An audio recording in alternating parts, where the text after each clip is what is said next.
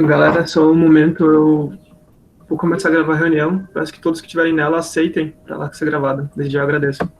Desculpa interromper, Vitor. Tranquilo. Só confirmando, são 2 horas, né, que eu tenho. E não vai passar muito. Isso, Vitor. Até 2 horas. Perfeito.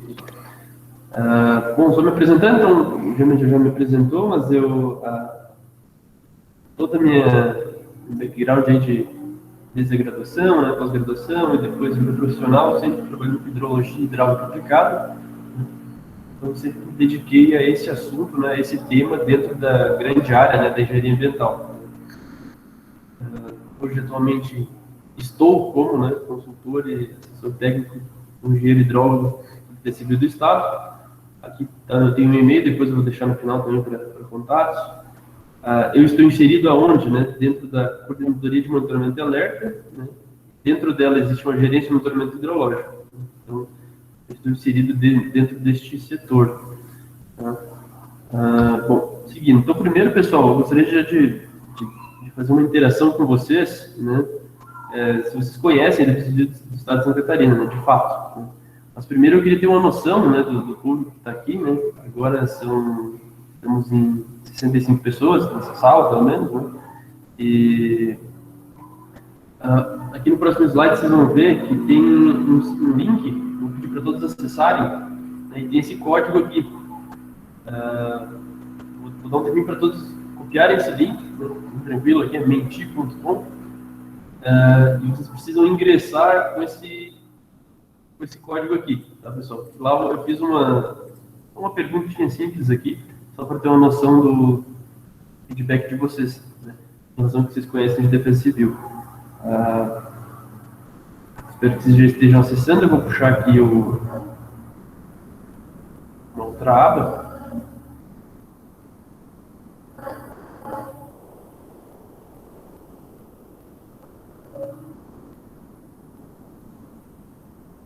Vou copiar no chat esse código, tanto o link quanto o código aqui, só para vocês terem.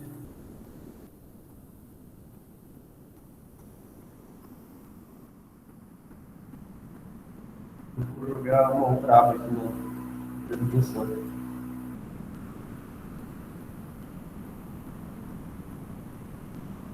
Vamos ver o que o pessoal está colocando aí. Defina em uma palavra qual a função da defesa civil para você. Então, perceber, pessoal, que a palavra que tiver mais em evidência é o que mais deu em comum, tá? Vocês podem colocar até 3 palavras. E ter uma noção do que é para vocês a defesa civil.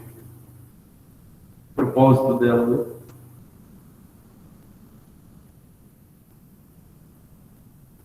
Temos até o momento 9 pessoas colocando. Vamos aguardar todos colocarem, pelo menos a maioria.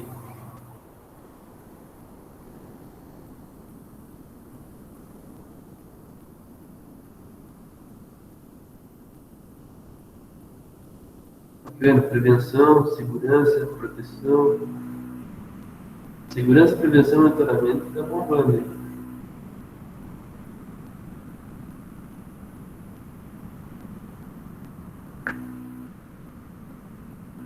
Perguntinha de prova essa, hein? Vai.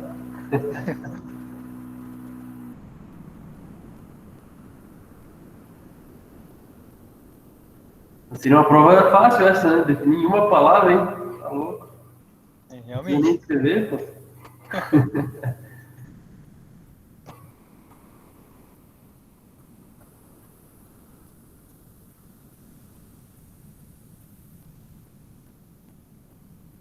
Prevenção.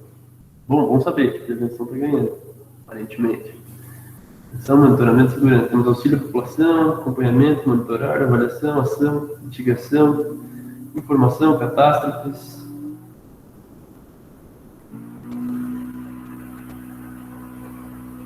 Uma coisa diferente aqui, né?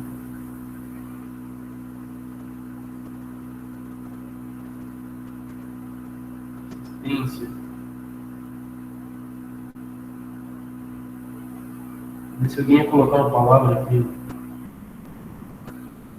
remete à defesa civil, tem relação com prevenção também. Não saiu, acho.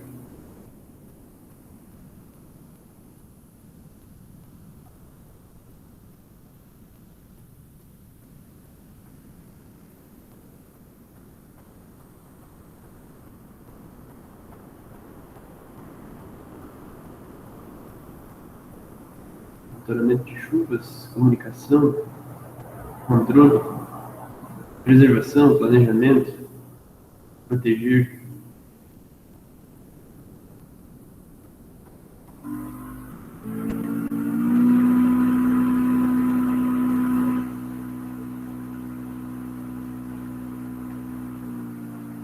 Temos 36, quer dizer que nem uma chamada, dá de ver que tem 36 pessoas, então 64 está só online, né? É igual chamada, né?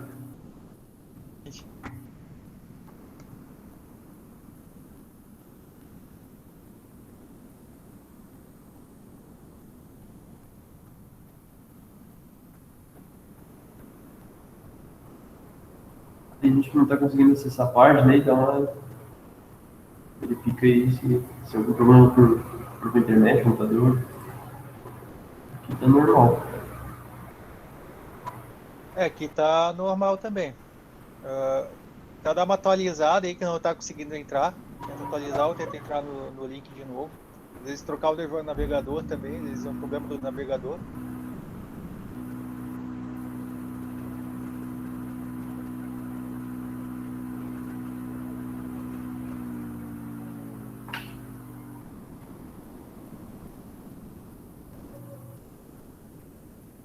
E as aulas como tem sido esse semestre?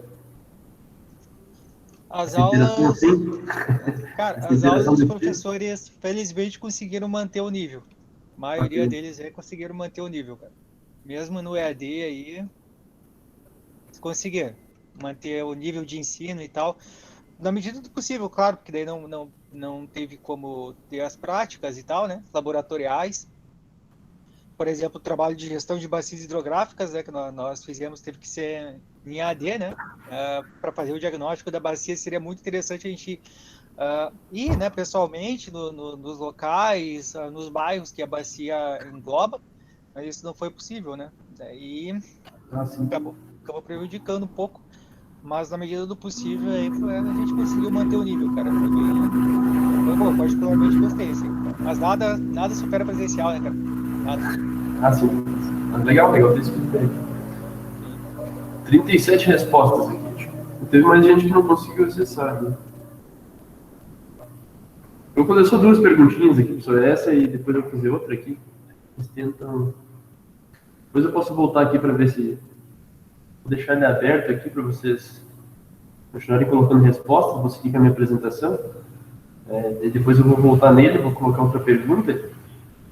Para ter uma noção. Então, até o momento, pelo menos, né, 38 respostas. Temos aqui segurança, prevenção e monitoramento, né, com as principais palavras colocadas como resposta, né, que se remete à defesa civil. Temos algumas outras palavras importantes que eu vou tratar já em seguida. Deixa eu ver aqui agora. Continua aberto, tá? Vocês podem colocar as respostas lá.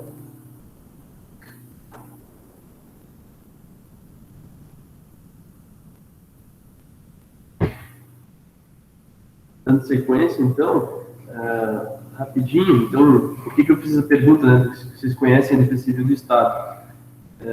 Só remetendo aqui, não vou ficar trazendo legislação, só no primeiro momento aqui. O que é a função, né, da defesa civil do Estado? Lá, um dos artigos lá da 12.608 de 2012, né, que é de Política Nacional de Proteção da Defesa Civil, lá no artigo 7º que ele fala da função dos estados, né? Tem a da União, tem os municípios, né? No estado aqui eu destaquei só 3 deles, que é o que eu vou tratar aqui hoje. Então seria identificar e mapear as áreas de risco e realizar estudos de identificação de ameaças, suscetibilidades e vulnerabilidades e articulação com a União e os municípios, né? Realizar um monitoramento meteorológico, hidrológico e geológico das áreas de risco em articulação com a União e os municípios. E apoiar a União quando solicitado no reconhecimento de situação de emergência e estado de calamidade pública. Então, esses três aqui eu considero os mais importantes dos objetivos, né, do Estado, das diretrizes, assim a gente pode dizer, referente à defesa, à proteção e defesa civil, né, da entidade do Estado. Eu acho que o 4 ali, né, ele traz um pouco do que várias entidades fazem em conjunto, né, vou trazer aqui quais são os principais parceiros da defesa civil do Estado, e por meio desses estudos, né, oficiais, inclusive, que podem ser elaborados trabalhos acadêmicos, podem ser realizados trabalhos de consultoria e assim por diante. Então, identificação de ameaças, suscetibilidades e vulnerabilidades, né, são palavras-chave também dentro do defesa civil, né? E também uma palavra que eu aguardava ali que alguém falasse também, resiliência, né, em relação a tratar desses assuntos, né? Para enfrentar ameaças em locais suscetíveis a eventos críticos, né, e também locais vulneráveis, né, seja socialmente, né, ou então de alguma outra forma. O item 5, então, é basicamente o que eu vou tratar principalmente ao longo dessa apresentação, o monitoramento meteorológico, hidrológico e geológico, né, das áreas de risco em articulação, né, seja com a União ou os municípios. Ou então apoiar a União, e aqui tem 2 itens-chave também, né, vocês observarem que é o reconhecimento de situação de emergência e estado de calamidade pública, né? Então, esses 2 termos, né, vocês provavelmente já ouviram em algum momento, quando o município, né, o prefeito vai lá e decreta situação de emergência e estado de calamidade pública. Então, o que precisa homologar, ou seja, aceitar, aprovar, né, aquilo que o município está decretando, né, seja em primeiro nível ou no segundo nível aí mais catastrófico, né, que seria de calamidade pública, a defesa civil tem essa função, né? Então, já que ela mapeia, já que ela monitora, ela também homologar, né, e entender o que está acontecendo no município naquele momento. Então, assim, essa é a forma mais sintetizada que dá de a gente tratar da função da defesa civil, né? E mais importante que isso, uma função de articulação, né, uma função de articular todos os entes, né, disponíveis para poder não só monitorar, né, mas agir, né, responder. E principalmente, a palavra-chave, gostei muito, que foi que ficou mais em evidência, né, atuar na prevenção. Porque a resposta, né, é uma questão que não é mais que obrigação, né, de uma organização, né, pública dar a resposta para a população. Mas a prevenção, sim, essa deve ser a prioridade, né, e no que se deve atuar. Tá? Então, é bacana que vocês colocaram prevenção como a principal palavra, tá, pessoal? Dando sequência, então eu vou falar agora em especial, né, da defesa civil de Santa Catarina. Tá? Ali era em geral para os estados, né, cada um com suas nuances, né, com suas especificidades. Falando do empoderamento da defesa civil do estado de Santa Catarina, né, que como alguns devem saber, outros talvez não, a defesa civil de Santa Catarina ela é modelo, né, tanto nacional quanto internacional, né, de atuação, de estrutura, né, e o empoderamento dela se deve muito, né, ao que o Estado passa, né, por ser um Estado que vive os mais diversos eventos, né. Esse ano foi talvez o que trouxe mais diversidade de eventos possíveis, né. É incrível a quantidade de eventos que aconteceram, seja rajada de vento, tornado, em alguns municípios lá do oeste, né. Já vivíamos então num evento aí condições biológicas, né? Então, Covid, também a estiagem que já vinha acontecendo desde o ano passado, que eu vou tratar aqui hoje, e por que não, né? Sempre tem as enxurradas em alguns municípios, né? Que isso é recorrente, acontece, né? Então, alguns eventos de grande recorrência, outros não tanta, né? Mas aconteceram esse ano, né? E por que eu falo deles, né? Porque eles proporcionam, né? Eles que causaram o empoderamento da defesa civil. Por que eu digo isso, né? Apesar de o evento ser uma coisa ruim, né? Ele prejudica, ele traz danos, prejuízos, né? Perdemos até vidas, né? Em alguns deles. Então, só que aqui ele acaba trazendo de bom, né, nesse sentido. O investimento, né, maciço, tanto seja União, né, ou então o próprio Estado, destinar, né, recursos, né, para empoderar a defesa civil. Então, é isso que proporcionou, né, a defesa civil hoje, a nova estrutura da defesa civil, na verdade já tem 3, 4 anos, fica em Florianópolis, né?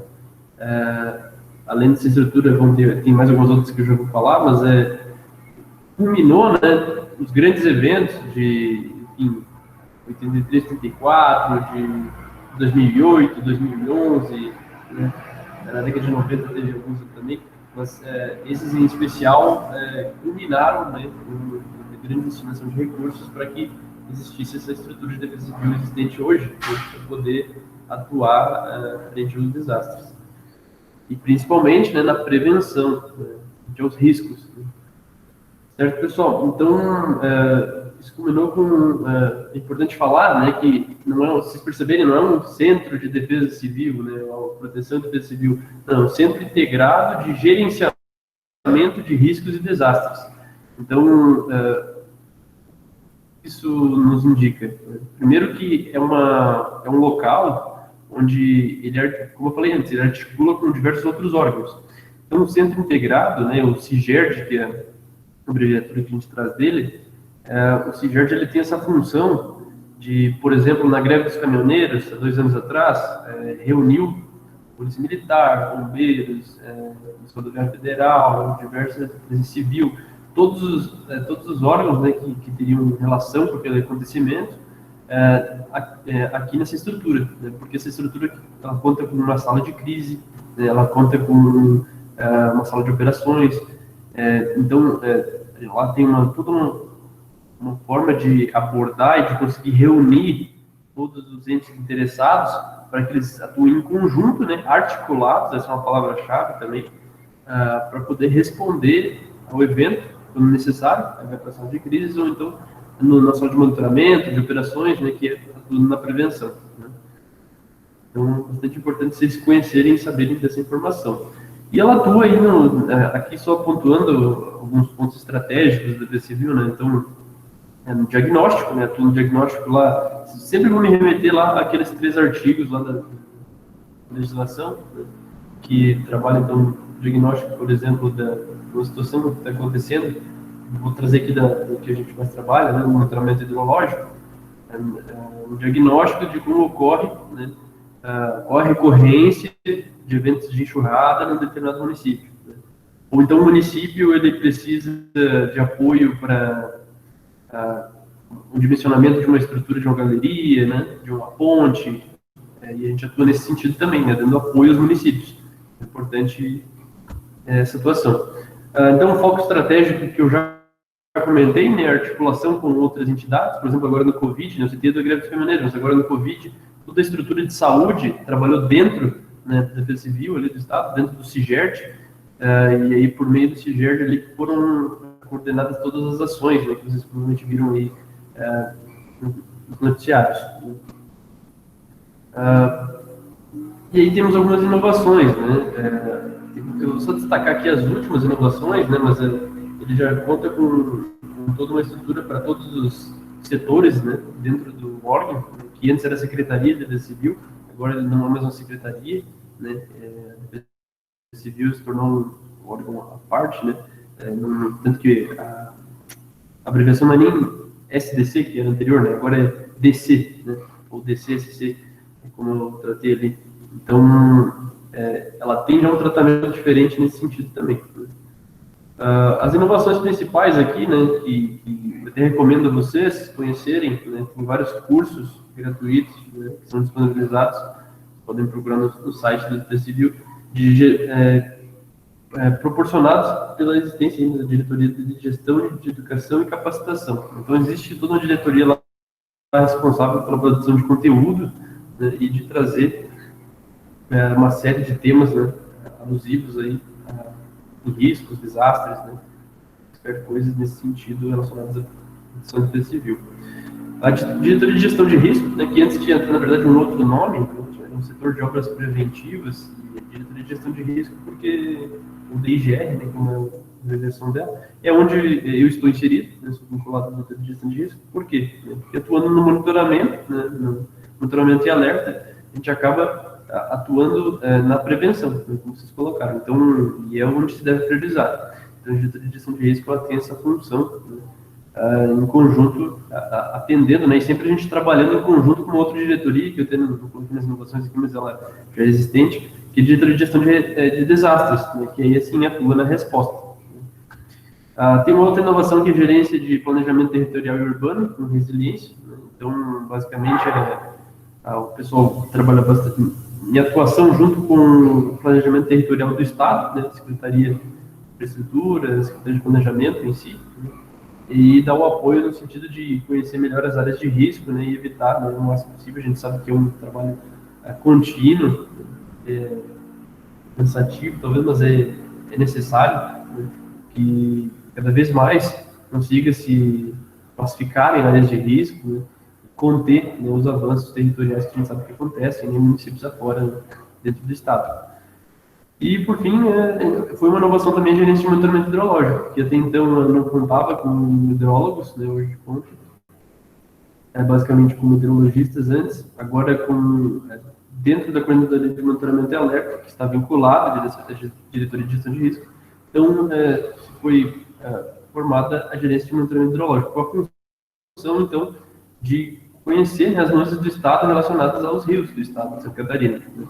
A gente sabe que já temos o nosso plano estadual, né, de gestão de recursos hídricos, acho que, se não me engano, em 2017, 2018, né, que foi finalizado, e diante dele, né, estando disposto, né, todo um planejamento para as 10 regiões hidrográficas do Estado, né, a gerência dentro do tecido do Estado buscar atuar, né, frente a tentar buscar prever, né, os eventos que venham a acontecer em função de uma previsão meteorológica, né, uma resposta às bacias hidrográficas do Estado. Então, essa função principal, né, da nossa gerência.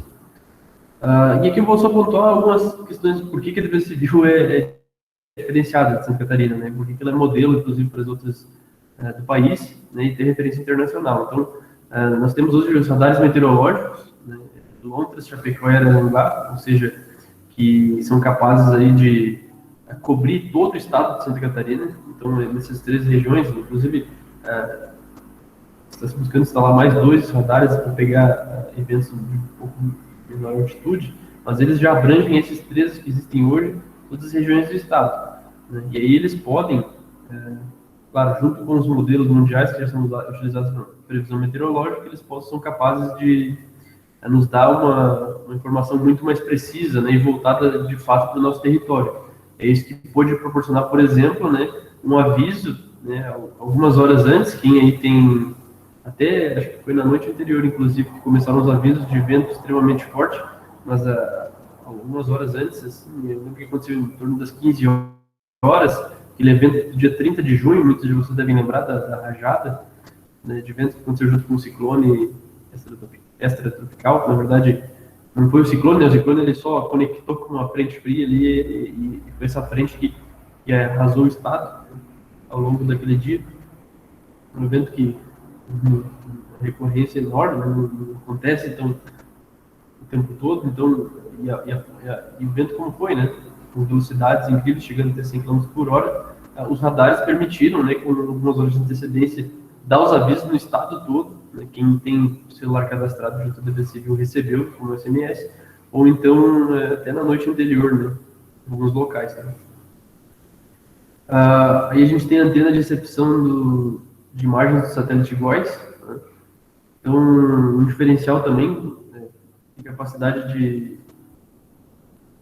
prever, né, e verificar os eventos em tempo real e com uma precisão incrível que o satélite GOES proporciona. E junto com ele, com os radares, né, e com os modelos mundiais disponíveis, assim, os meteorologistas conseguem dar uma previsão mais exata, né, uma certa confiabilidade para poder a gente emitir alertas, né, e assim por diante. É bem bacana ter essas estruturas. Mais alguns pontos, né? Temos 3 centros de logística, os principais, Joaçaba, Rio do Sul e Florianópolis, para distribuição de itens de ajuda humanitária, né? Temos os 20 CIGERDs regionais, esse da foto provavelmente vocês conhecem, fica no campus do CAV, né? No desk mesmo. Esse é um dos 20 CIGERTs, né, que estão distribuídos ao longo do estado e são um apoio, que é a capilaridade, né, que nós temos de Florianópolis em relação aos estados por meio dos coordenadores regionais de defesa civil. Em Lages, o grande Marcelo, né, que faz essa atuação, talvez alguns conheçam. E fica à disposição ali também quem queira conhecer a estrutura, né, dentro, é bem similar ao que a gente tem em Florianópolis. Então aqui estão a localização, né, dos CIGERTs, né, distribuídos aí no oeste, né, no extremo oeste, no Vale do Itajaí, né, na região norte, na região sul, buscando abranger, né, as grandes regiões do estado. Aí está o exemplo, todos eles são nesse formato, tá, pessoal? Importante eu achei trazer aqui, então, só alguns projetos que são contratados ou acompanhados pela diretoria de gestão de risco, né, e a gente, às vezes, dá um apoio, né, por isso a importância da multidisciplinaridade de profissionais e entender um pouco, né, pode ser um especialista em alguma coisa, né, como eu sou especialista em hidrologia, mas posso também ser generalista, né, e é isso que a engenharia ambiental permite, a gente entender um pouco de cada tema, né, então, poder auxiliar ou dar de alguma forma, né, algum auxílio para atividades de topografia, sondagem, projetos de recuperação, gabião, composição de pavimentos, drenagens, enfim, tudo isso tem relação, né, com prevenção, né, ou então resposta, então, sempre com risco de desastre. Então, como eu já falei, né, dentro da DGR, Diretoria de Gestão de Riscos, nós temos a COMAL, Coordenadoria de Monitoramento e Alertas, e então Gerência de Monitoramento Hidrológico. Esse aqui é a nossa sala, né, um foto do qual a gente trabalha.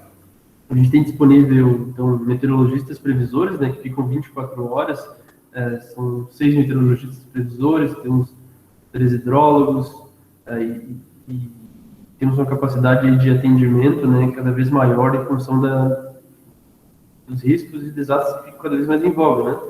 Então, e cada vez mais, né, os governos acabam entendendo a importância da atuação, né, desse órgão, desses profissionais dentro dele, para que possam, o máximo possível, né, alertar a população com certa antecedência dos eventos. Temos ali outros profissionais, né, meteorologistas, hidrólogos, analistas de geoprocessamento, tem engenheiro cartógrafo, dentro da equipe técnica de engenharia da DGR também tem engenheiro civil, tem engenheiro ambiental, geólogo, geógrafo, entre outros, que permitem, então, atuar naqueles objetivos de defesa civil do Estado, né, que são importantíssimos. E como que eles alertam a população, né? Então, por meio das redes sociais, vocês vão encontrar Twitter, Facebook, Instagram, né? E lá vocês conseguem identificar isso, ou então, cadastrando seu celular também com o seu CEP, né? Vocês podem estar recebendo a disseminação dos alertas, então, né, em tempo real. Até agora, inclusive do Covid, né, houve uma parceria com a Secretaria de Saúde para estar alertando, né, a população de certos costumes, né, que devem ser adotados diante da pandemia. Em seguida, aqui tem alguns parceiros, né, que atuam com o Sistema Estadual de Monitoramento e Alerta, como o PAGRE-CIRAM, talvez o mais famoso, aí, né, uma rede de grande e bastante experiência, né, entender toda a população com uma rede hidrometeorológica que eles dispõem, né, e tem uma grande parceria com a Defesa Civil. Temos o CIASP, DEINFRA, as universidades, né, CPTEC, CIMEPAR, né, Agência Nacional de Água, CPRM, CEMADEM, enfim, IMET, SENAD, né, que é nível federal, então todos esses entes, né, aí atuando em conjunto com a Defesa Civil do Estado. Tá? Então, pessoal, essa é a primeira etapa que eu queria trazer para vocês. Eu vou abrir se alguém tiver alguma dúvida agora, e daí a gente vai dividindo em etapas e não fica só eu falando aqui também. Né? Então, se ficou uma dúvida sobre a Defesa Civil, né, vou deixar aqui um tempo aberto para caso alguém queira falar alguma coisa. Se não tiver ninguém, a gente dá sequência na apresentação. Tá? Pessoal, então pode ficar à vontade para tirar as dúvidas com o Vitor. Eu vou aproveitar e já tirar uma duvidazinha aí, Vitor. A questão ali sobre a defesa civil mesmo, gostaria de saber se vocês dispõem de modelos de geoprocessamento disponíveis para download no site de vocês, se vocês têm algum serviço nesse sentido, até para a gente ter uma fonte mais confiável de dados em caso da elaboração de algum trabalho, até mesmo o trabalho de conclusão de curso, ou alguma coisa assim. Bacana, muito boa pergunta, Jean. Na verdade, a Defesa Civil, ela conta com, dentro da estrutura nossa lá, né, nós temos o setor de geoprocessamento, que está dentro da Gerência de Planejamento Territorial, né, basicamente nós temos 3 profissionais trabalhando nisso, mas também, dentro da própria estrutura, nós temos o setor de geoprocessamento da SDE, né, que é a Secretaria de Desenvolvimento Econômico Sustentável, que também ficam dentro da nossa estrutura. Então, acaba que a gente tem uma gama de profissionais que, contando com os da SDE, a gente vai ter em torno de 10 profissionais, né, que só atuam com geoprocessamento. Só que, assim, como eu falei, a Defesa Civil é um órgão de articulação. Então, você falar modelos de geoprocessamento, layouts, algo nesse sentido, na verdade, nós não produzimos esse conteúdo, né, para acesso, nós simplesmente atuamos com os municípios, damos suporte a eles, né. Agora, os modelos, os layouts, as fontes de conteúdo, né, do Estado, são aquelas que a gente articula e vocês podem buscar sempre junto à EPAGRE-CIRAM, a própria SDE, né? Então, nesses locais, nos sites respectivos, né?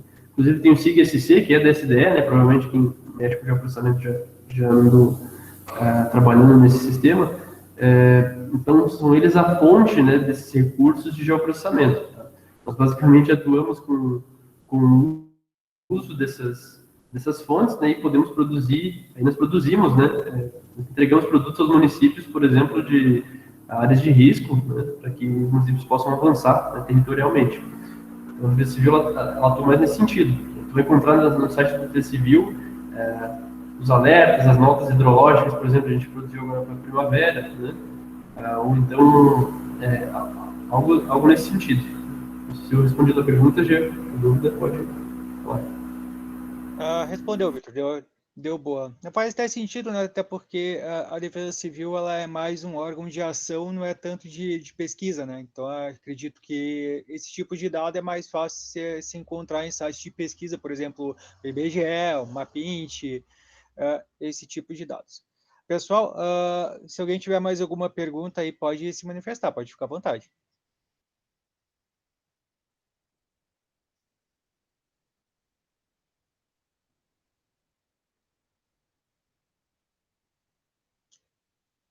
Eu acho que não, Vitor. Pode dar continuidade, creio eu.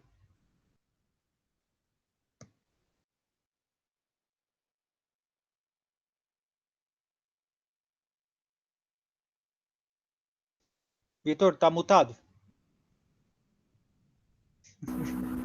Acontece o tempo todo. Não tá, pessoal.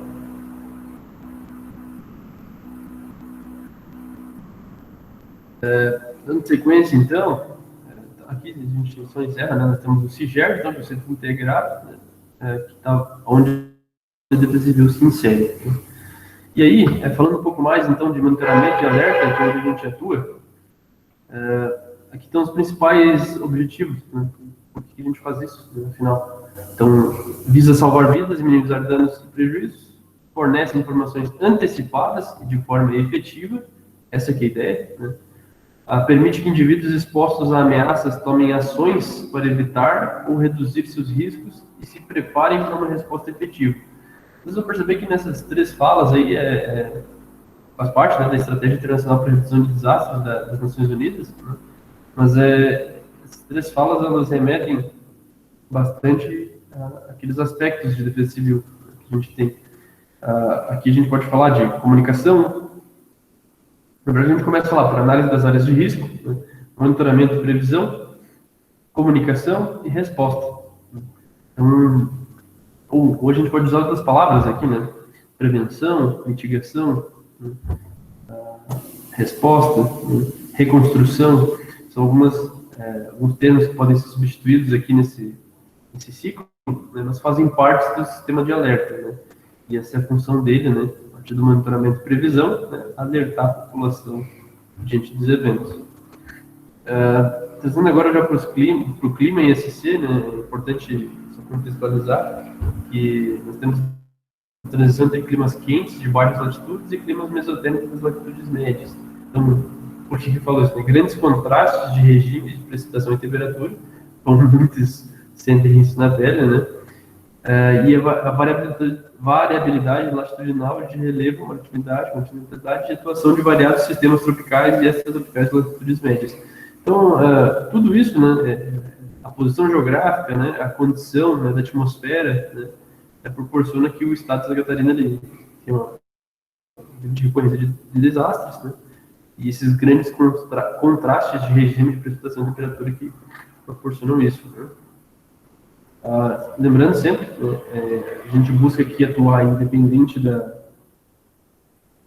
condição climática, né, mas sabe-se, né, das mudanças climáticas, a influência diante da maior recorrência de eventos.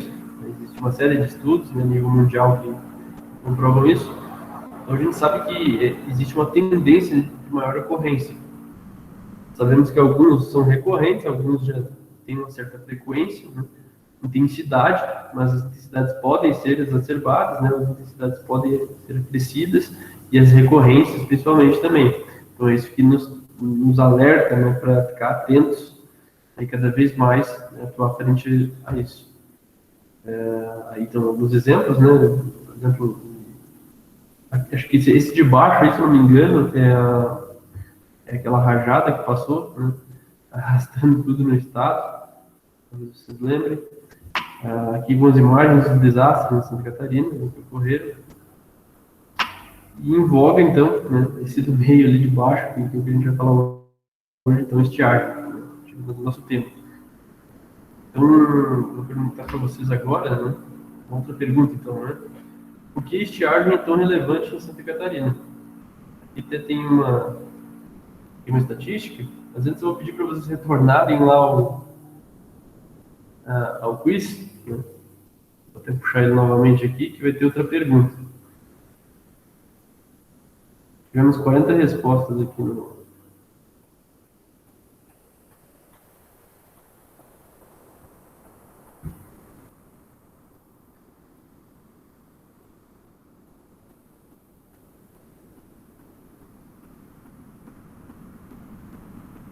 Temos 40 respostas, com a prevenção em primeiro lugar, né?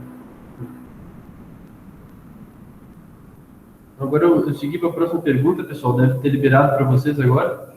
E qual a primeira palavra que vem à sua mente quando se fala em estiagem e se volta a se agravar? Então, o que é estiagem para vocês? Vocês responderem novamente, para a gente ter aqui uma noção, né, do que é estiagem para vocês.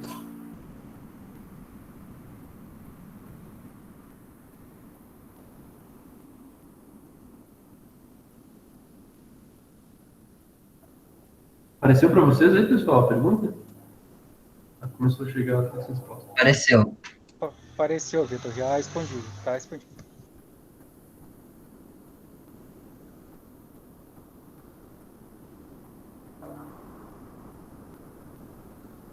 Vida pós-chuva, seca, desastre hidrológico, eventos extremos, são... Se não chegar...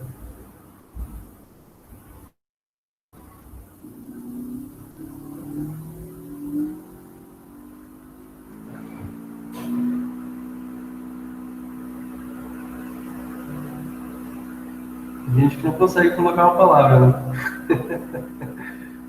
É difícil, né? Isso aqui é difícil. Colocar uma palavra só. Eu sou uma delas. Não consigo. A gente coloca uma palavra só porque daí é mais fácil de dar palavras iguais, né? Sim. É uma prova de hidrologia que o professor Silvio fez quando eu fiz hidrologia, onde ele pedia para definir o termo, a importância para o engenheiro ambiental e sanitarista. Ele pedia para definir uma parte de coisas, por exemplo, sobre precipitação, evapotranspiração, diversos processos, e aí 3 linhas embaixo. Quando eu vi aquelas 3 linhazinhas embaixo e dizia que era para responder aquelas 3 linhazinhas, pensei, nossa. Ficou difícil. Ficou. Tava fácil, ficou difícil.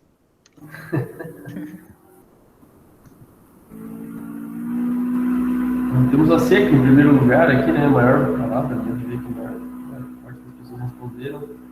Cessação de chuvas, agricultura, ar seco, preocupação, captação de água da chuva, abastecimento, falta de chuva, perda de produção, período após chuva. Eventos extremos. Perda de produção. Problema.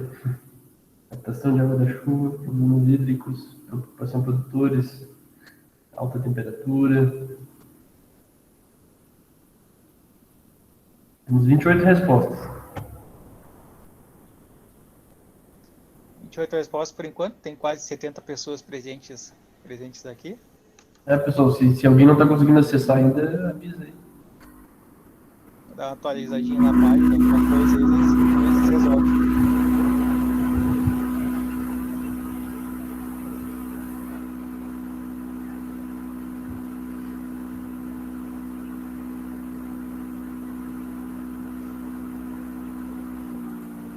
Eu também já consegui responder. Inclusive, eu estava respondendo ali já bem empolgado quando eu vi que tinham limitado minhas palavras. Eu ia colocar desastre hidrológico relacionado à falta de água. Mas não dá, ninguém vai fazer igual daí. Mas não deu.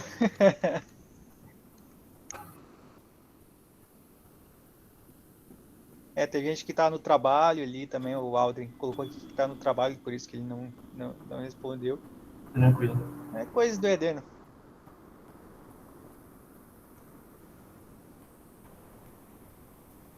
Tranquilo, só vou deixar aberto como fiz da outra vez, né? Mas é importante, temos 34 respostas. O bacana é saber que, em primeiro lugar, o tempo ficou seco, né? E cessação de chuvas, depois falta de água. Né? Então, eu já vou falar muito disso agora. Vou puxar aqui de volta.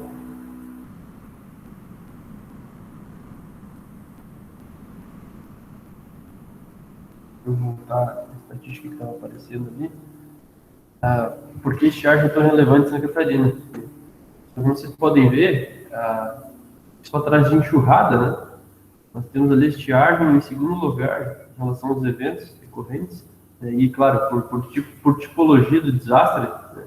São aqueles cadastrados, possíveis de serem cadastrados pelos municípios, né? Junto à simbologia do COBRAD, e lá indica qual o evento mais decretado, situação de emergência, calamidade pública, enfim, né? Estado de calamidade pública. Então, aqueles que são mais recorrentes, né? Então ficaram nessas posições, e isso, só pela estatística você já percebe, né, a relevância da estiagem, né? Talvez alguns não sintam tanto porque ela tem mais recorrência em algumas regiões do estado, a gente já vai falar, mas mesmo assim pode ser perceptível, né, a quantidade de vezes, né, que ela acontece. Certo? Bom, e aí vocês trouxeram ali várias diversas palavras que têm bastante relação, né, com estiagem. Não vou trazer tanto da parte teórica de estiagem, mas o objetivo aqui é mais monitoramento, né, trazer as ações que a gente faz em relação a ela. Acredito que todos aqui já têm uma noção, mas eu queria falar bastante da principal palavra, né, que eu imaginei que já seria, que foi colocada ali, que seca, né? Então, uma pergunta importante, pessoal, eu até deveria ter deixado essa pergunta para vocês lá, se estiagem e seca, né, são a mesma coisa. É importante saber, por definição, né, por metodologia lá do COBRAD, né, que define a tipologia do desastre, a gente sabe que a estiagem, ela se caracteriza devido a uma ausência de chuva por um determinado período, e aí, enfim, cada órgão, né, estado define qual é esse período. Por exemplo, a gente pode citar aí 3 meses, uma ausência de chuva, né, depende do lugar, antes, né, já começam a explorar alguns problemas. Mas, enfim, isso, falando ainda da definição, alguém quer falar aí? Tem algum áudio aí? É o da Ariane. O Ariane, o teu microfone tá ligado, se puder desligar, fazendo por favor. Porque ela tá com a 4G, Vitor, daí não tá colaborando com ela. Eu acho que ela não... Alguém desativou o áudio dela, Deus. Já resolvi daí, pode continuar, desculpa.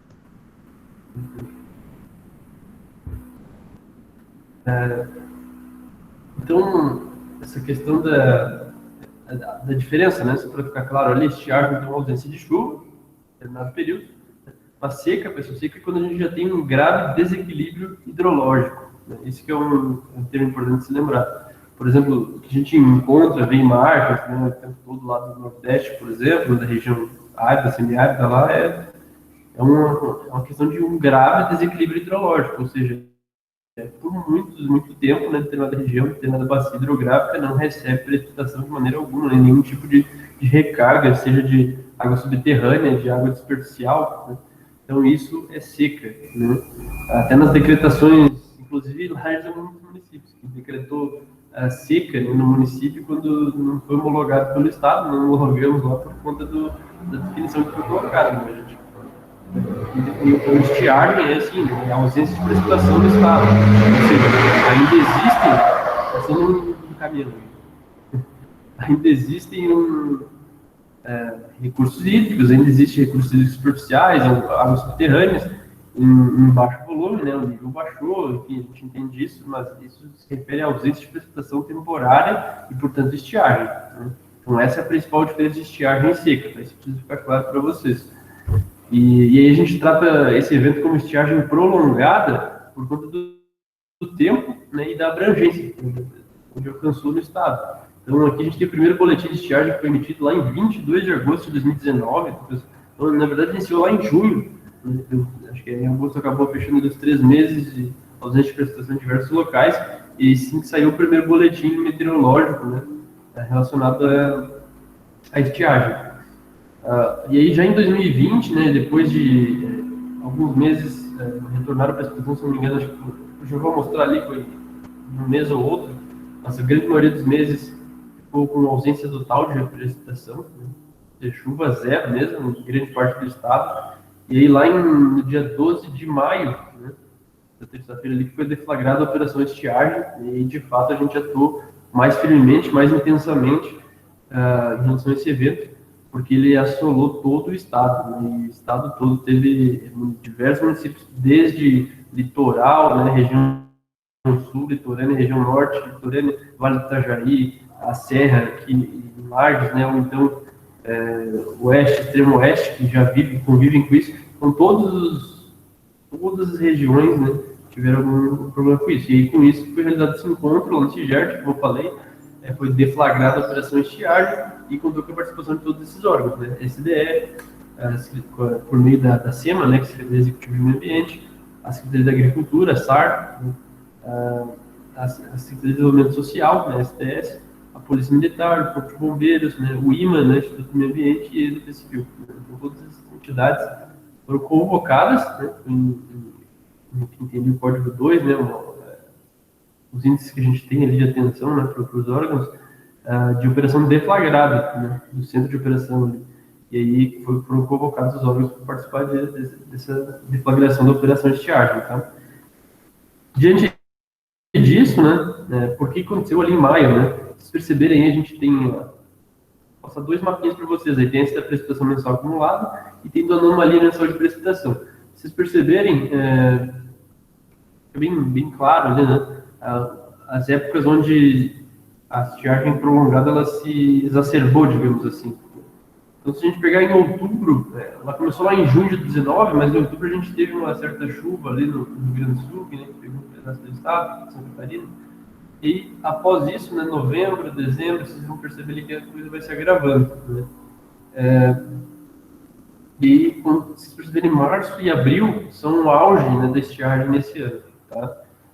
Maio também continuou, né, em parte do estado, né, o oeste começou a ter algumas precipitações, né.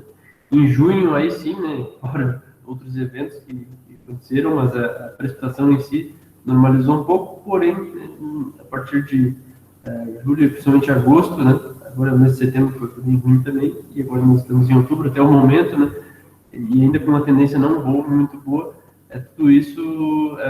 Você percebe, então, que o evento está em vigência ainda, ele está em evidência, ele está acontecendo, né? Se a gente for pegar aí os meses que tiveram, passar por uma anomalia agora, foi só mesmo outubro, 19, né? Janeiro, talvez um pouquinho, ainda não dá para contar, então outubro e junho, né? Junho de 2020, né? Junho e julho de 2020 dá para trazer, assim. Mas os outros meses, né, e a gente está com uma tendência bem ruim, né? as previsões não apontam, não são animadoras, né, nesse sentido. Então a gente vai ter novamente problemas que aconteceram ali já em março e abril, que foram o auge, vão estar acontecendo de novo. Eu vou falar um pouco disso mais à frente, tá? Aqui só um pouco da forma, da metodologia do CEMADEM. Ele tem uma metodologia diferente, tem um índice de seca que eles chamam, né, e eles separam isso em seca fraca, moderada, severa, extrema e excepcional. Vocês podem ver ali em abril, né, mais atingido pelo Rio Grande do Sul. Né. Ele tem agosto, e então setembro novamente, agora voltando tudo a uma seca fraca, né, mas indica, né, que pode retornar aquela situação. Aqui dando um enfoque, né, para setembro de 2020. Bom, e aí com isso a gente, inclusive nesse mês, né, já tem umas 2 semanas, já foi divulgada a nota meteorológica de risco de agravamento da condição de estiagem em boa parte do estado. Né. Esse é um modelo, né, que a gente divulga nas redes sociais, no WhatsApp, né, no Instagram, em todas as redes aqui que eu comentei. Nós temos um boletim bastante importante, que eu vou falar aqui um pouco mais de calma, que é o Boletim Hidrometeorológico Integrado. Né? Inclusive, ele é coordenado por mim, mas é uma série de instituições que participam, né? E é válido falar, inclusive essa quarta-feira vai ser o número 11, né? Esse número 10 saiu no início desse mês. Ele tem uma periodicidade mensal, né? Quando o evento não está tão em evidência, né? E agora, como ele voltou a se gravar, a gente voltou a fazer quinzenal, né? Então, reconhecer quinzenal. Qual que é o objetivo desse boletim? Ele é uma parceria entre, então, a STE, né, que é por meio da SEMA, que é a Secretaria de Meio Ambiente do Estado, e as diversas agências de regulação, né, do abastecimento no Estado. Então, vocês vão perceber, então, vocês conhecem a Aresp, Ares, Agir, CISAM, AGR, enfim. Todas essas agências, elas regulam o estado todo, né? Algumas, as principais ali, a Aresp e a Ares, elas já abrangem quase todos os municípios, mais de 200, mas qual que é a ideia, né? Qual foi a ideia desse boletim? A gente criou esse trabalho colaborativo porque ele contempla também a parte de precipitação, né? Que até no início aqui fala, né? A distribuição espacial da anomalia de precipitação, né? Caracterização da estiagem, e o número de dias sem chuva naquele determinado mês. Então, tudo isso é trazido e também uma previsão, né, para os próximos 15 dias e para o trimestre. Então, com base nisso, é que a gente faz as análises e prepara as ações, né, faz o planejamento das ações. Diante disso, qual é o objetivo desse boletim? Além das previsões, a gente já traz, né, de maneira recorrente o tempo todo, né, 24 horas, né, disponível, divulgando isso.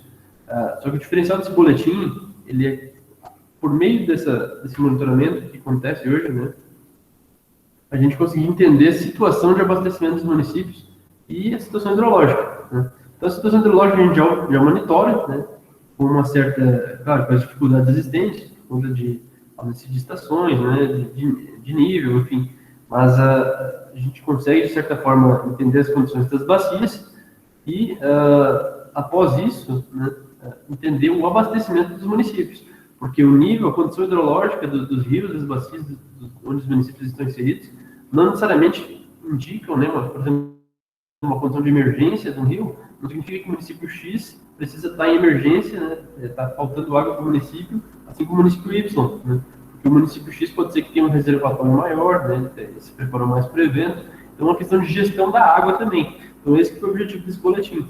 Além de trazer condição meteorológica, hidrológica, condição de gestão da água, né, dos municípios.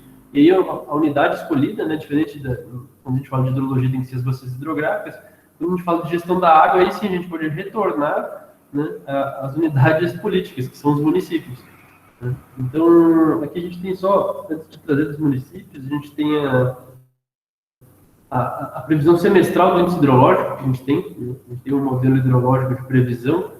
A gente conta com um sistema também que ainda não é público hoje, mas vai se tornar em breve, para acesso de 35 pontos que são monitorados no estado, tá? Lages, inclusive, é um deles, e aí existe a previsão, né? Esse aqui, mais uma vez, a Defesa Civil de Santa Catarina na vanguarda, né?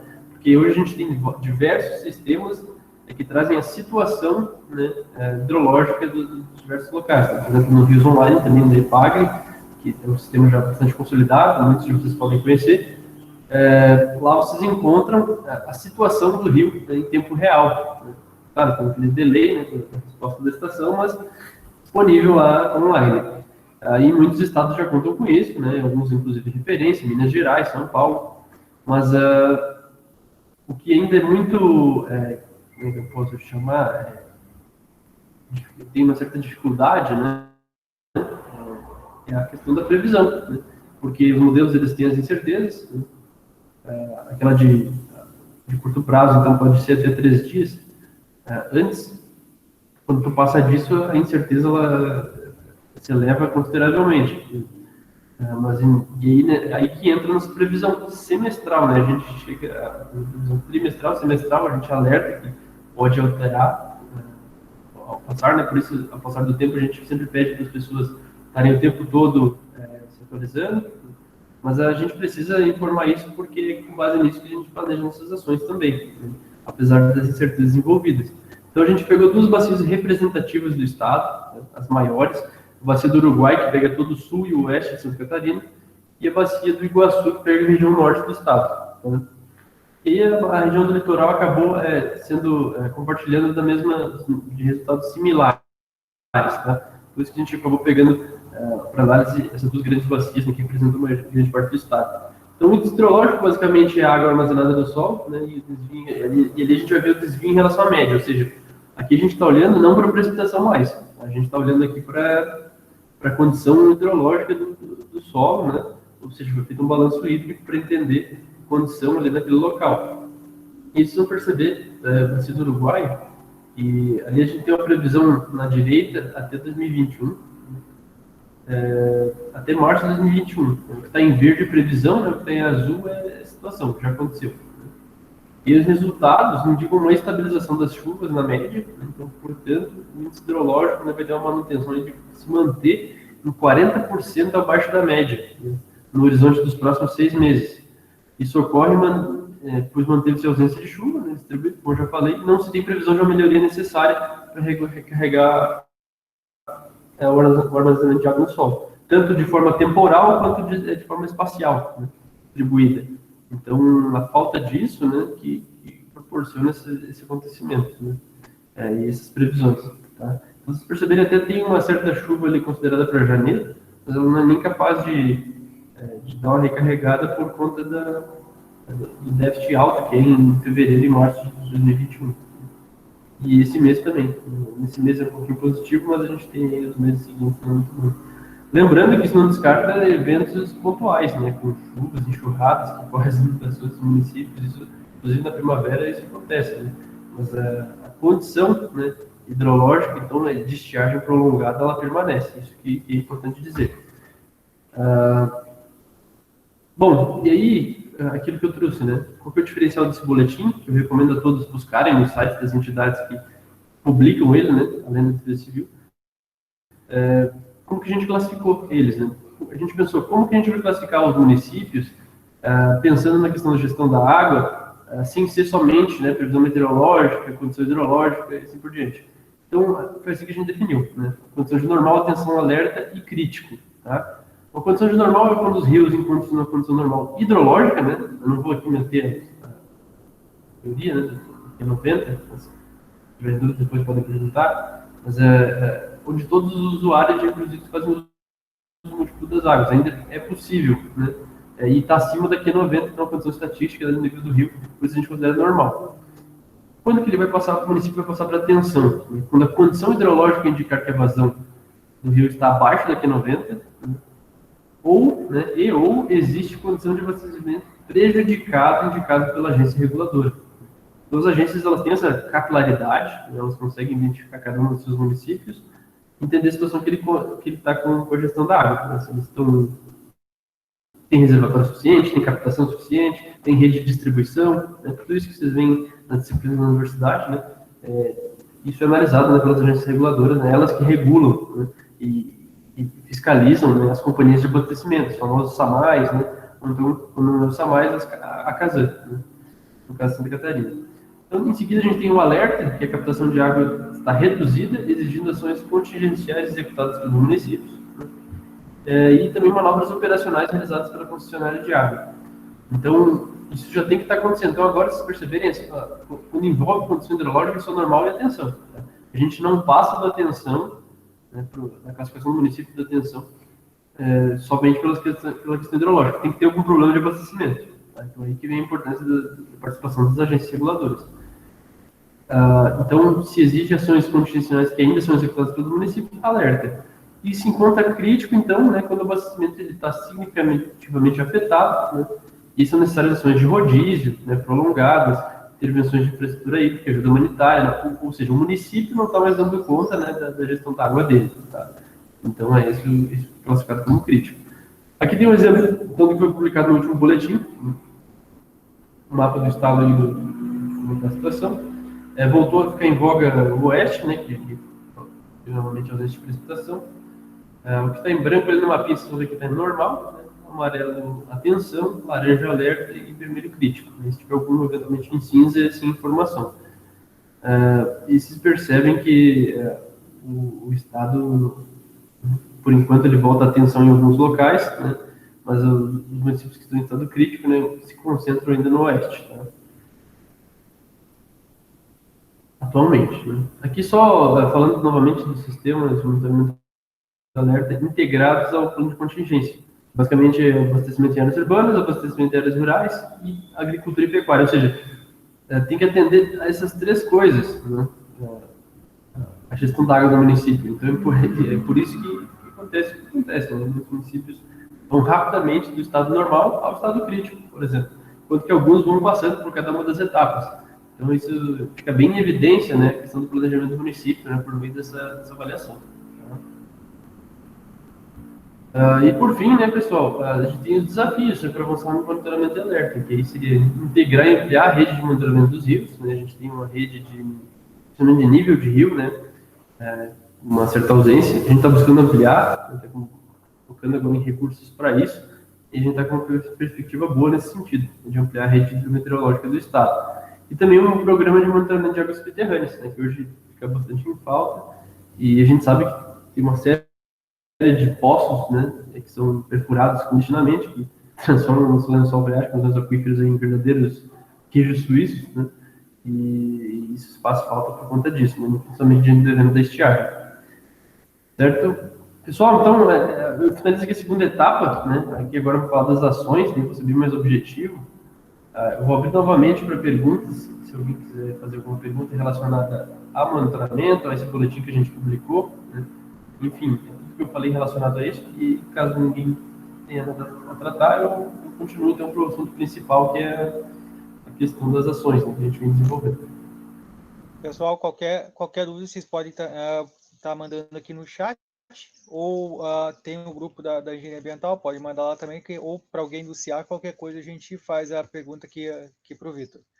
Podem ligar o microfone e alguém ficar à vontade também, se tiverem alguma dúvida aí para fazer para o Vitor esclarecer.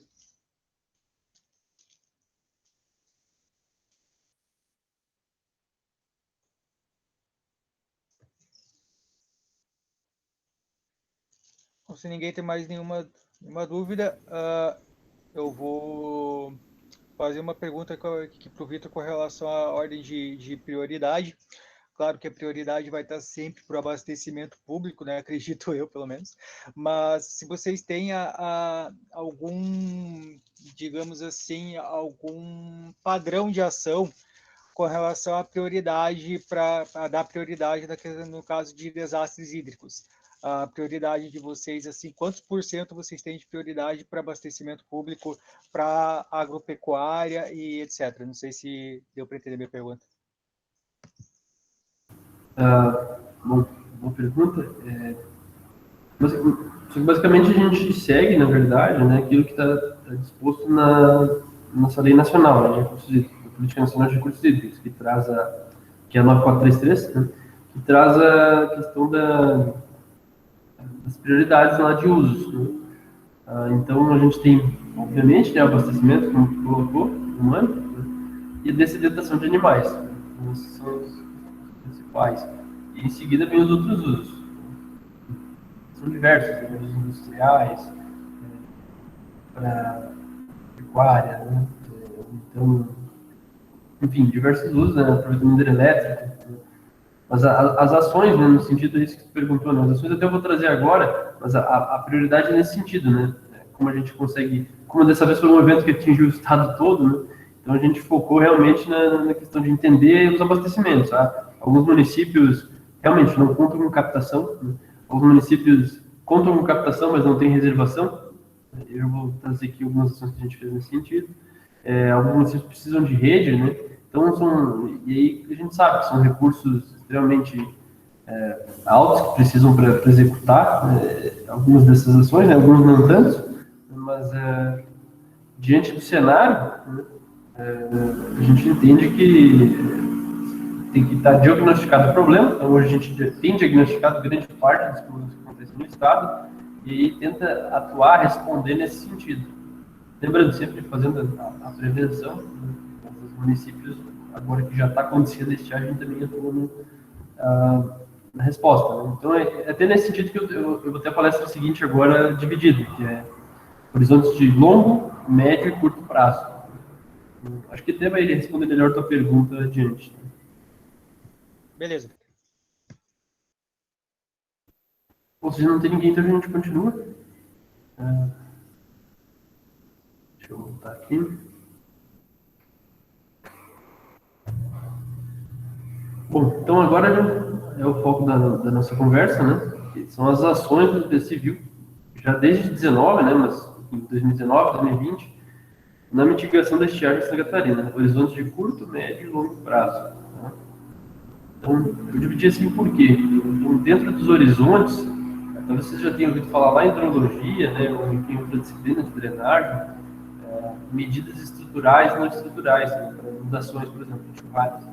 E que eu vou trazer um pouco dividido isso dentro dos horizontes que a gente atende, ações ou estruturais ou não estruturais também. Né? Por que não para estiagem? Né? Também existe essa abordagem. Tá? Só antes aqui eu vou relembrar ali, até tratei já desse assunto ali no boletim, né? Como que a gente avalia, né? Então eu vou dividir primeiro numa análise e depois numa ação do Defesa Civil, né? Seja estrutural ou não estrutural, né? Então vai ter uma ação relacionada a essa análise. A análise de longo prazo, né, que é a previsão que a gente faz, então aí estão os recursos que a gente utiliza, né, no modelo contratado, né, do civil, eu sigo o SPEC, a precipitação, os modelos mundiais que são utilizados, CFS, né, a evapotranspiração Embrapa, período de análise de 80 até 2020 e cenários projetados, né, até 2023, tem um até 2024, inclusive, que a gente coloca, para avaliar o que então, a função do monitoramento hidrológico não só olhar para a precipitação, como a meteorologia olha, e sim avaliar um hidrológico, né, das nossas bacias.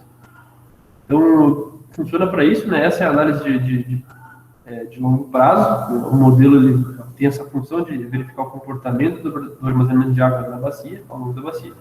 E aí a gente olha, a gente tenta normalizar isso, né? E olhar só de uma forma mais objetiva, que é a gente relativiza isso, né? Se a gente começa a olhar os gráficos agora, se vocês observarem ali, a gente tem média normal histórica, né, e você vai olhar 25% acima da média ou 25% abaixo da média, 50% acima da média, 50% abaixo da média, e assim por diante. Né? Então, se vocês observarem, né, ao longo dos anos, aí se vocês olharem de 1980 a 2020, vocês vão perceber que a gente tem aí eventos de inundação e eventos de estiagem. Cheia, estiagem. Então, evento cíclico, né? Alguns mais intensos, alguns mais permanentes que outros, né? Mas é perceptível, né? Ali, por exemplo, até 84, uma cheia, né? Onde aconteceram aqueles grandes eventos. Depois, a partir de 85, né? Até meados de 90, ali, estiagem, né? Aí depois fica perto de uma média histórica, né? Na década de 90. Depois volta a uma cheia, né? No início dos anos 2000. Depois da estiagem, até 2006, mais ou menos, ali que a gente tem uma estiagem considerável, depois volta a média, depois a gente tem cheia, né, até 2014, 15 ali, e agora a gente está numa estiagem, né, de 16, 17, né, o ano atual. Então, se perceberem, a gente faz aquela pergunta, né, e agora para onde vai? Né? Pode piorar, pode ser pior que as últimas duas, né, que a gente está olhando ali, pode ser que não seja, mas a gente já está entendendo que ela já está numa condição pior que as últimas duas, né, e se estendendo. Então, é possível de entender isso. Ali do lado, vocês percebem uma planilhazinha ali só indicando o índice hidrológico para cada uma das bacias, né? A do Iguaçu e a do Uruguai, e como estão em cada ano. Tá? Então, as bacias que foram avaliadas, né, em relação ao estado, onde elas ficam, né? E aí aqui a gente tem a previsão de mais longuíssimo prazo possível. Né? E aí a gente extrapola, né? Volta até 2024 e faz hipóteses. Né? Aqui tem duas hipóteses. Então, uma chuva, a gente esperando que chova a média, né? Então a gente percebe que o índice hidrológico, se chover a média, né, todos os meses, ele retorna à normalidade em maio de 2021. Então, sendo um cenário, não vou dizer nem ótimo, mas um cenário médio, né? Agora, chuva média, né? E aí a gente tem cenário de chuvas abaixo da média, né? Todos os meses. Aqui a gente está bem pessimista, né? E o índice hidrológico pode continuar negativo até 2024, então se estender isso por mais alguns anos. Então, assim, a gente sabe que não vai ser nenhuma hipótese nem outra, né? A gente sabe que vai ser algo entre essas duas, muito provavelmente. Né? Por quê? E as tendências, principalmente a gente olha ali para mais perto, para 6 meses, para trimestre, o tempo todo elas estão ou abaixo da média ou na média. Né? Então, nenhum mês até o momento indicou acima da média consideravelmente. Então, por isso as hipóteses mostram isso, né? E aí a gente tem essa expectativa de até quando ela se prolongue, né? Então é importante estar ciente disso e aí, a partir disso a gente planeja as ações. Tá? E aí a gente vai para as ações de longo prazo. Então existe uma colaboração entre as diretorias, que eu já comentei, gestão de risco e gestão de desastre, para elaborar uma solução integrada, né, para alguns municípios que possuem maior recorrência do fenômeno de estiagem. Então a gente tem aí ações não estruturais, né, de longo prazo, que como eu comentei, a gente pode chamar de ações não estruturais. Uma delas é a avaliação dos usos e dos cadastros nos processos de outorga. A gente consegue essa informação, né, junto à STE, né, que regula os recursos hídricos no Estado, e por meio disso a gente tem uma melhoria da percepção da população quanto ao uso da água. Né? Então, a gente sabe, por exemplo, se em determinado município ele tem muitos poços tubulares profundos, né?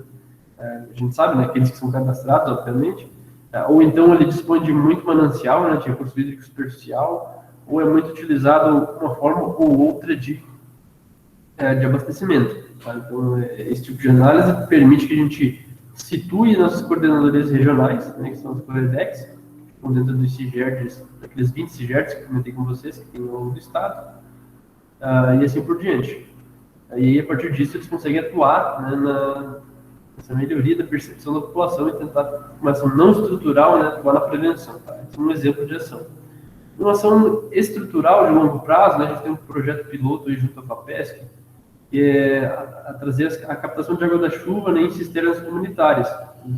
Então, a cisterna, a gente sabe que ela é muitíssimo utilizada, aí principalmente para o oeste, né, que é a região com a recorrência do evento.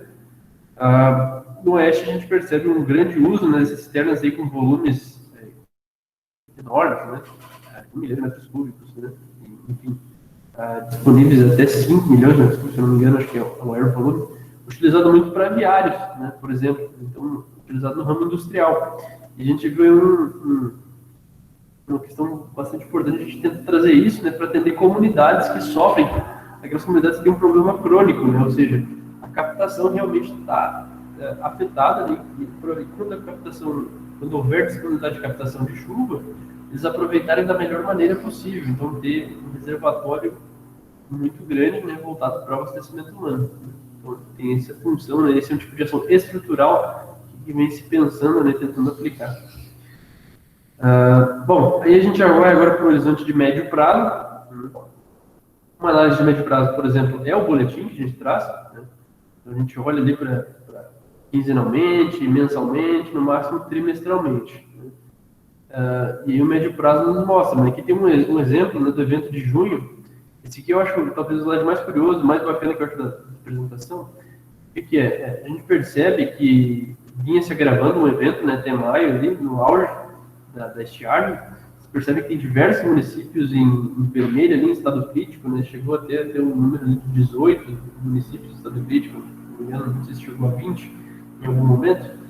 E aí, após um evento de grande precipitação mais distribuído no estado, e sem dúvida nenhuma não melhorou a condição hidrológica dos níveis dos rios, mas os municípios, se vocês perceberem ali logo em seguida, né, que é o boletim seguinte, grande parte dos municípios normalizou a situação. Né? Então, o que isso nos responde? Né? Que a gestão da água é o principal fator, né? Esse é o principal ponto.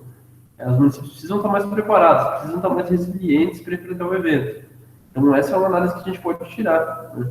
Essa aqui é a última situação, né? Agora em setembro, que eu já mostrei anteriormente, são os municípios que estão em estado crítico, né? Alguns deles lá no oeste, só a maioria em atenção, né? O normal. Então, essa é uma análise de médio prazo importantíssima, né? Para planejar as ações. Né?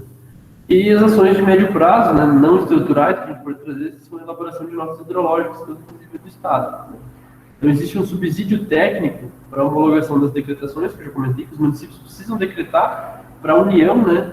De uma maneira, órgãos federais cederem recursos, né, para os municípios poderem enfrentar algum problema de abastecimento.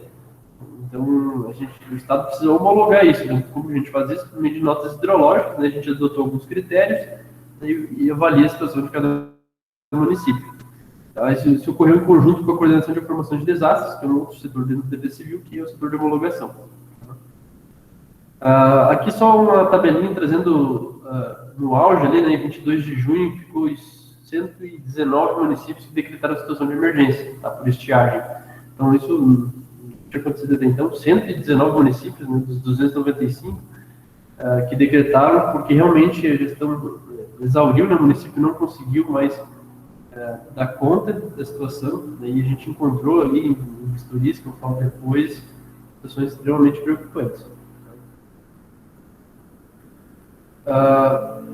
Aqui só continuando o exemplo, né, da ação não estrutural, dentro da nota hidrológica a gente avalia o nível dos rios, né, das estações disponíveis, né, alguns locais, ali o município, né, que são de emergência, e a gente observa a situação, né, de acordo com a condição hidrológica do rio. E aí a gente tem também um horizonte de curto prazo. Né? O horizonte de curto prazo, a gente tem então, primeiro análise, né, antes das ações. Então, como eu já comentei, a gente tem uma nova abordagem, né, para os níveis de referência voltados, né, e hoje nós temos 35 novos pontos monitorados na né, resíduos do Estado, fora aqueles que são já avaliados, né, por outras entidades, né, e órgãos. E aí essa nova abordagem que a gente traz é de olhar não só para o nível hidrológico, como eu já comentei, e que também é utilizado no boletim, né, que foi a nossa inovação. A gente, além de olhar além de ter uma atualização constante dos níveis de referência dos rios, para auxiliar na tomada de decisão durante esses eventos extremos, né, dando uma apresentação rápida da situação de risco hidrológico para um determinado evento. Então, acompanhamento, experiência e estudos hidráulicos e hidrológicos. Né? Esse ciclo, né, que a gente faz, e avaliação junto com as agências reguladoras que permitem classificar nesses níveis. Então, o nível de emergência de inundação, alerta, atenção com normalidade, ou então voltado para estiagem, atenção, alerta, emergência. Ok, claro, aqui está a nova abordagem. Né? Exige análise integrada com uma disponibilidade de água para abastecimento público, ou seja, a gente depende da informação das agências para aí sim fazer aquela classificação que eu apresentei para vocês antes. Isso também foi uma colaboração entre diretorias, né? Aí é uma resposta não só integrada, mas uma resposta imediata, né, que a gente pensou para os municípios com homologação de decretação de emergência. Então, o primeiro critério que foi? Os municípios precisavam estar com decretação, né, em vigência e também homologados, né, a situação de emergência deles, para a gente ir fazer uma vistoria e dar a resposta imediata para esses municípios. E aí são as ações estruturais de curto prazo que eu me refiro. Nós visitamos diversos municípios, não só no extremo oeste, no oeste, no meio oeste, mas também em região norte, né, trazendo locais onde tinham condições de captação suficientes para atender uma determinada comunidade. A gente encontrou ali uma oportunidade e aí pôde levar um equipamento que não é tão caro, né, poderia ajudar em muito as comunidades, que são os reservatórios, né, as caixas d'água de 5 mil litros, de 10 mil litros, né, levando nas comunidades e possibilitando, né, que eles tivessem uma reservação maior, né, para poder atender toda a comunidade. Então, essa foi uma ação estrutural bastante grande do Estado, que já ocorreu, né, ainda está acontecendo. Né. Aí tem algumas fotos de alguns municípios que a gente teve. encontrou, claro, situações de condições sanitárias absurdamente inaceitáveis, né? Mas, em função disso, também foi um critério, né, para a gente tentar trazer uma situação melhor, né, levar reservatórios com condições sanitárias adequadas e atender algumas dessas comunidades que mais sofriam com isso. Lembrando, nosso critério sempre foi municípios que estavam com decretação de emergência, ou então com homologação, né, dessa situação. Né. Aqui tem uma última foto, então, né, do exemplo dos reservatórios sendo entregues pela Defesa Civil do Estado, né, isso aconteceu ao longo dos meses desse ano, né, em diversos municípios. Tá. Foram feitos relatórios, né, e com base nos relatórios, né, no setor de alimentologia, a gente conseguia classificar, né, de acordo com a quantidade de pessoas, né, da comunidade que era atendida, né, os volumes dos reservatórios e assim por diante. Tá. São de extrema importância. Então, aqui eu busquei trazer a maior parte das ações que a gente vem fazendo, né? Claro que eu não citei todas, né? Mas eu trouxe as principais, né? E com isso eu encerro a minha apresentação. Eu vou deixar agora para dúvidas novamente relacionadas às nossas ações. Aqui já tem algumas informações que eu deixei para vocês, fica meu e-mail, né? Quem tiver dúvidas, e pedir para todos se inscreverem nas nossas redes sociais, né? Tem YouTube, Facebook, Twitter, Instagram. No YouTube, ali, inclusive, até eu deixei o printzinho da nossa a última live, né, com o professor David Convert, lá do Reino Unido. Então tem alguns conteúdos bem bacanas que vocês podem acessar ali também. Tá? Então, pessoal, agradeço a atenção de todos, né, coloco à disposição. Imagina, Vitor, a gente que agradece, muito boa apresentação aí, cara. Eu particularmente gostei bastante. Uma situação assim, um pouco. A gente vê muito falar em enchente, inundações, desastres hidrológicos por conta de excesso de água, né? Por conta de inundações, alagamentos. E quando a gente ouve falar em seca, muitos ficam em dúvida em como fazer a gestão desse processo, né? Em como agir nesse determinado momento. Era uma dúvida que eu particularmente tinha e foi bastante esclarecedor.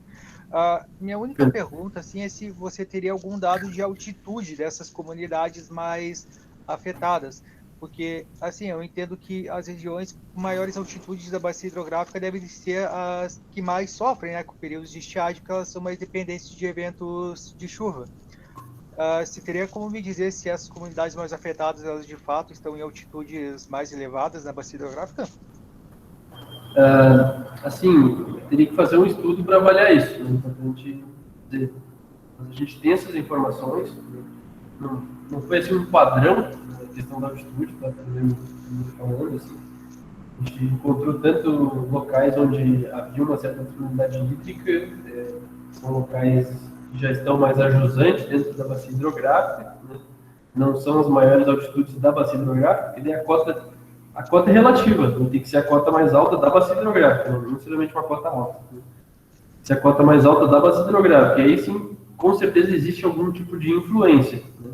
Mas como as comunidades, elas costumam, a maioria delas, né, não vamos generalizar, nunca dá para generalizar, mas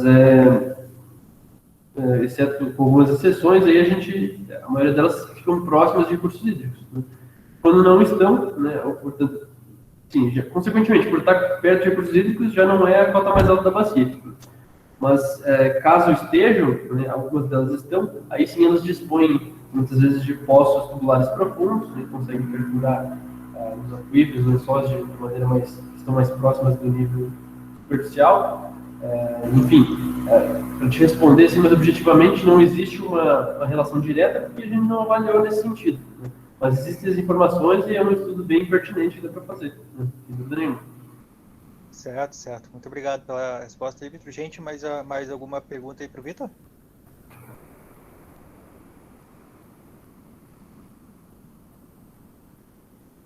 Acabou dando 1h30, né? Estou disponível aqui. Falar mais alguma coisa?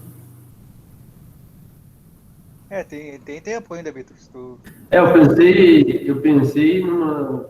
Sempre penso com um tempo sobrando para caso o pessoal interaja bastante, né? Não foi o caso, tô vendo.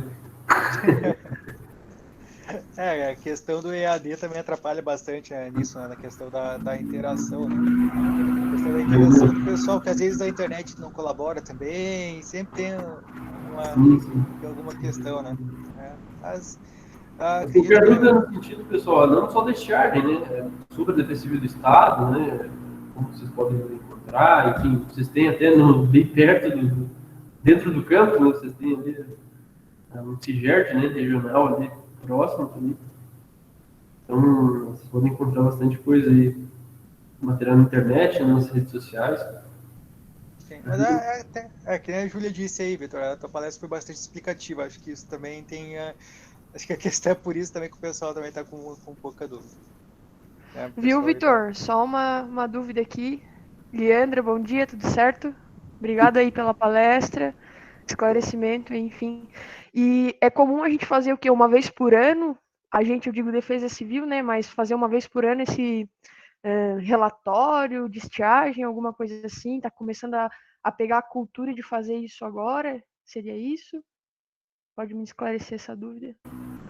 Bom, vamos lá. Na verdade, relatório, né? A função ali da coordenadoria de monitoramento de alertas é o tempo todo estar monitorando, prevendo e emitindo alertas para a população. Isso acontece o tempo todo. Continuamente, né? Tem meteorologistas previsores de plantão, né? Então o tempo todo isso é emitido, né? E a gente também, o que a gente pode falar assim, que a gente faz continuamente são notas hidrológicas, né? Então, algumas perspectivas em função das previsões, né, de curto prazo.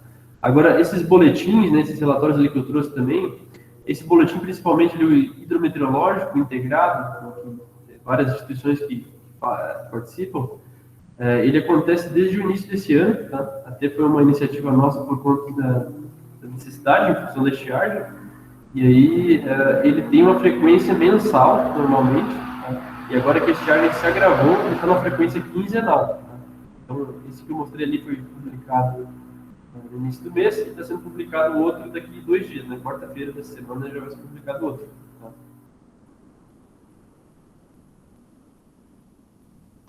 Entendi. Show de bola, então. Muito obrigada. Valeu. Mais alguma pergunta aí, pessoal? Pode ficar à vontade. Tem uma da Poxa, Bruna Thalia no ali no chat. chat. Deixa eu olhar no chat.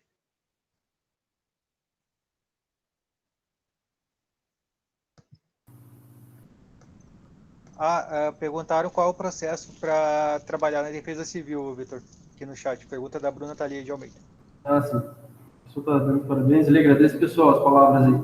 Muito bacana o feedback de todos. Bom, existem 3 formas de trabalhar no Defesa Civil do Estado hoje. Existe uma tendência, o pessoal está buscando realizar mais concursos, né? Não existe concursos para a Defesa Civil do Estado. Tá? Então, concursado não é uma opção de trabalhar na Defesa Civil do Estado, sendo concursado diretamente do órgão. Tá? Agora, as opções que existem hoje são 3. Né? São, nos processos seletivos, então, contratados, né?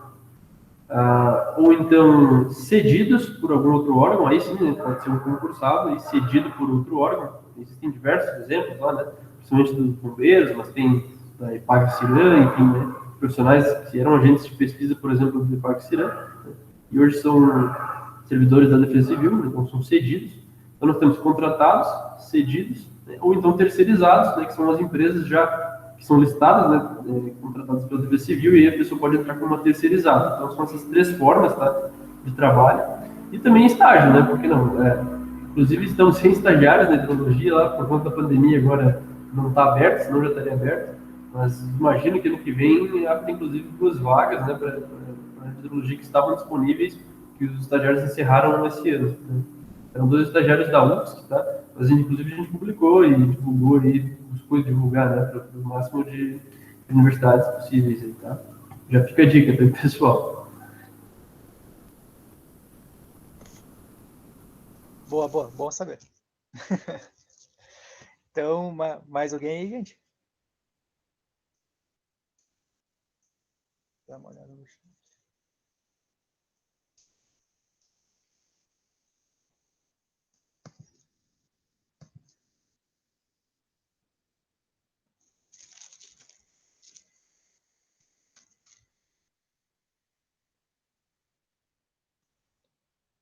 Acho que o pessoal não tem mais perguntas, Vitor.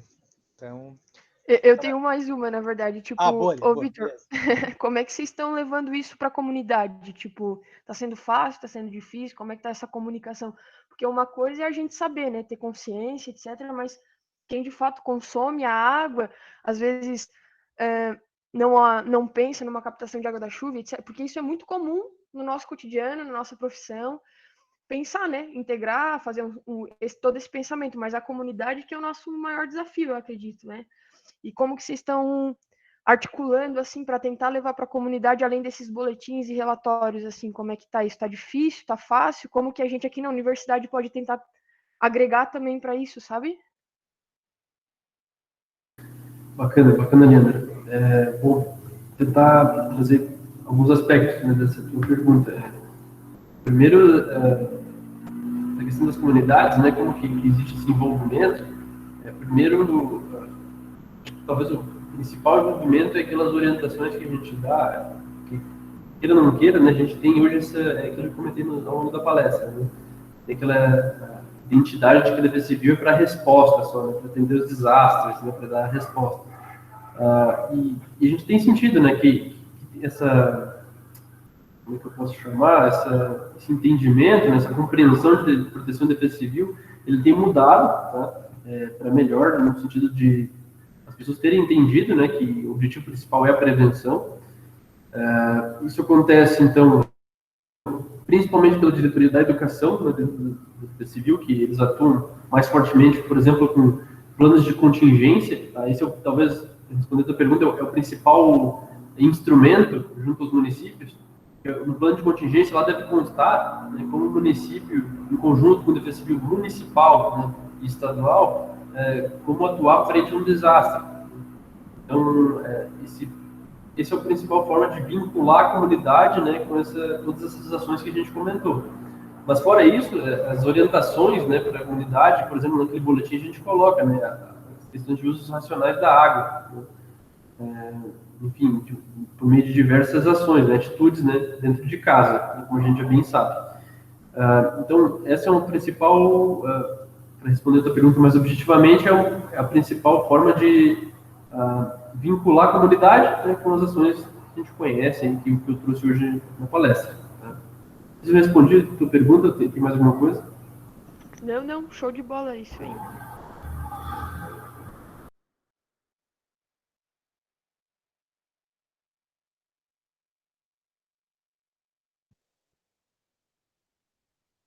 Pessoal, temos sobrando 25 minutos ainda aí, até as 11h30, lá 2 horas. Então, se tiver pergunta aí, aproveitem que o Vitor está aí para responder qualquer dúvida que vocês têm. Pergunta da estiagem, né? A última tiveram 34 respostas, né? Principal pela seca, né? Já sabem a diferença agora, né? Seca e estiagem.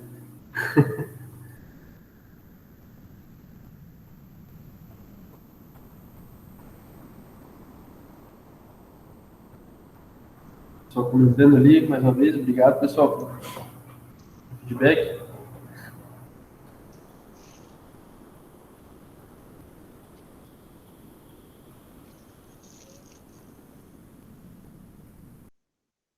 Esperar mais um pouquinho, às vezes o pessoal tem mais alguma duvidazinha ainda para tirar. Mas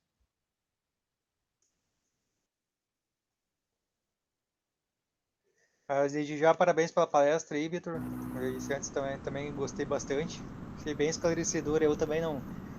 Pra te confessar, eu também não sabia muito bem a diferença entre seca e estiagem, agora eu sei. Que bom. Agora dá para diferenciar, não sabia corretamente a diferença. Okay. Faltando a lembrancinha do CA também, né? Que geralmente a gente dá na semana acadêmica para os palestrantes. Esse ano complicou. Mas logo vamos estar encaminhando certificados para você e para os outros palestrantes também que participarem. Né? Então, de qualquer forma, vai ter uma lembrancinha, certificado. Muito bom. Então, acho que podemos encerrar, então, Vitor. Podemos encerrar, acho que o pessoal não tem mais dúvida. Vou sobrando um tempinho aí, mas Tranquilo, gente. Qualquer coisa, vocês têm o contato do Vitor aí, ele passou durante a palestra. Qualquer dúvida aí, podem ficar à vontade, então. Tá, pessoal. Agradeço mais uma vez o Seattle aí pelo contato, pelo convite, né? Pessoal, se tiver com dúvidas aí também, só entrar em contato.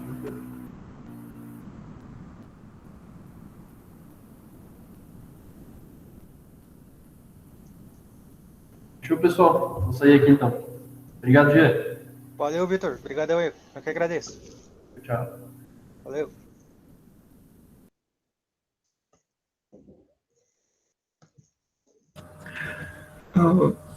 Obrigado, galera. Não se esqueçam, amanhã, 9h30, tem palestra novamente com a professora Tamires. Desde já agradeço a presença de todos. Valeu, galera. Muito obrigado pela presença de todos vocês aí e até amanhã. Isso, Lucas. Vai ser, desculpa, vai ser nesse mesmo link.